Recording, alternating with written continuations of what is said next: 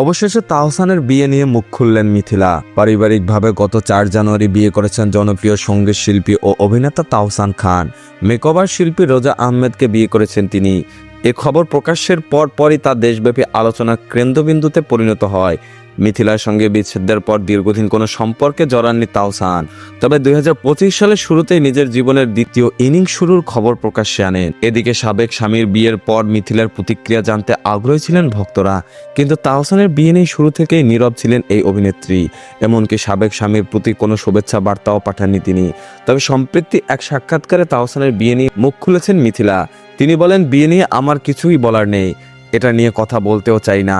এটা যার যার ব্যক্তিগত বিষয়, এটা আমারও কোনো ব্যক্তিগত বিষয় না যে আমি কথা বলবো। যার জীবনের ঘটনা, এটা তার ব্যক্তিগত বিষয়, এখানে আমার কিছুই বলার থাকতে পারে না।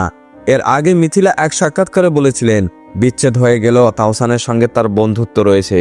অভিনেত্রী মনে করেন, সন্তান থাকলে তার স্বার্থ আগে দেখতে হবে, সন্তানের মানসিক স্বাস্থ্য সর্বাগ্রে। অভিনেত্রীর কথায়, আমি আয়রাকে দেখতে পেলাম না, আমি আর তাহসান লড়াই করলাম, এই ইগোর যুদ্ধে তো বাচ্চার ক্ষতি হবে, তাই তাহসানের সঙ্গে এখনো আমার বন্ধুত্ব রয়েছে। আমাদের প্রায়শই কথা হয় মেয়েকে নিয়ে।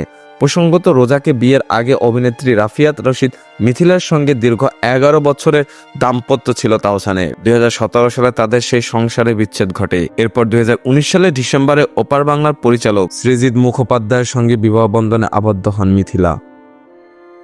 বিনোদন জগতের সকল আপডেট পেতে আমাদের ইউটিউব চ্যানেলটি সাবস্ক্রাইব এবং ফেসবুক পেজটি ফলো দিয়ে লাইক, কমেন্ট, শেয়ার করে আমাদের সাথে যুক্ত থাকুন। ধন্যবাদ।